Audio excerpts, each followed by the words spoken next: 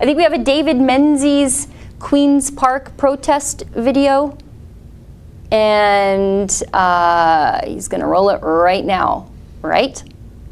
Yeah. Vision created and actually supported by the government. I don't see any better example than that. What about yourself, ma'am? Do you think Premier Ford will call this other group marching on the legislature a bunch of yahoos?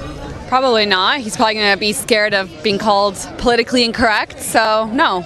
It's just for us. They're not going to touch them because, you know what, it's racial injustice, and apparently COVID does not exist. COVID has a way of like figuring out who are Black Lives Matter protesters to freedom fighter protesters. So they're going to leave Black Lives Matter protesters and black people like myself alone. COVID's not going to affect us, but it's going to affect the freedom protesters who are spreading it. We've been here for 7 weeks. We've been talked down. We've been called irresponsible. We've been called that we're not taking this seriously, and then you have somebody else who's definitely wants to support an important cause like we discussed, but they've been supported. In fact, the governmental officials actually participate in their movement. So several yahoos would have protested if they could have found the right arguments. Animal Farm, and of course you're referencing the George Orwell novel, sir. Do you think, depending on what you're protesting, that determines whether or not you're a yahoo in the eyes of the Premier?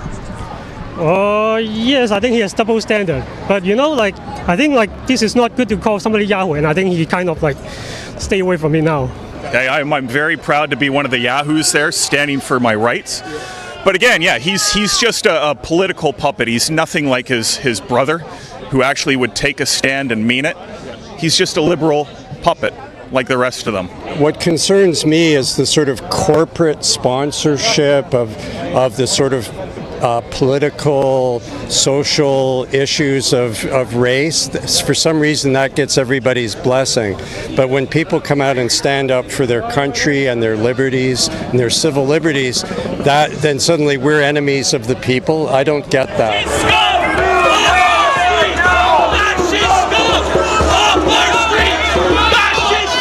What do you account for such a double standard?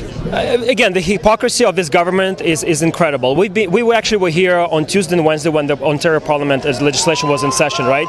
And what they did is we actually had a Randy Healer, independent MPP, wanted to have an amendment passed through that actually would require accountability from this government to actually answer questions exactly why they're imposing the measures that they're imposing. And guess what? They voted against this. And not even that, they actually voted in secrecy. So that vote wasn't even counted. Which of the MPPs voted against this? So if you're going to call somebody not having integrity or being completely responsible, those people need to look in the mirror.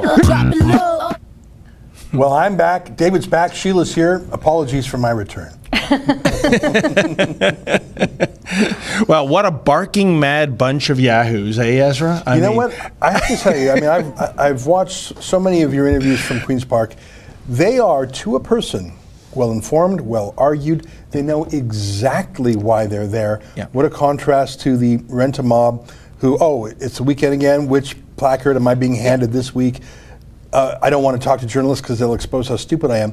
These folks, every one of them has a different perspective. Every one of them, I think, would make a finer advocate for the people of Ontario and indeed the people of Canada than many of the elected officials, including people who were elected as part of the Ford Nation, grassroots populist.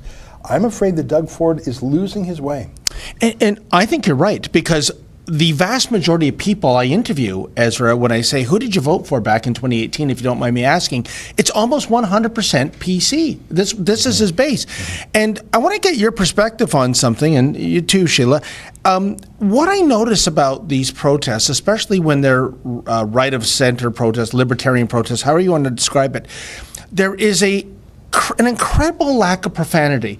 There are no death threats. There's nobody getting triggered and acting like a hysterical toddler. And even less garbage and throwing crap around, you know? But why is that? I mean, I've always tried to understand the vulgarity of the left, and it only hurts them when they get their point across. I mean, when I covered last week, Ezra and Sheila, that Antifa Light, I call it Antifa Light because they were so pathetic, that protest, nobody could complete a sentence without about 10 F-bombs in there, and I think it just destroys their cause that they can't articulate what they are protesting.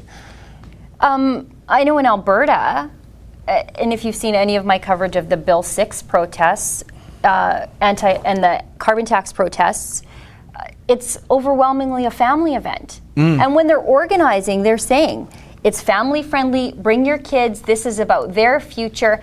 And I think that's the difference here is the left seems to be anti-child, generally speaking. And I don't think I'm exaggerating when I say that. I mean, they're the ones that think, having children are the problem with the world. It's going to cause global warming, overpopulation. It's not a feminist thing to do to have children.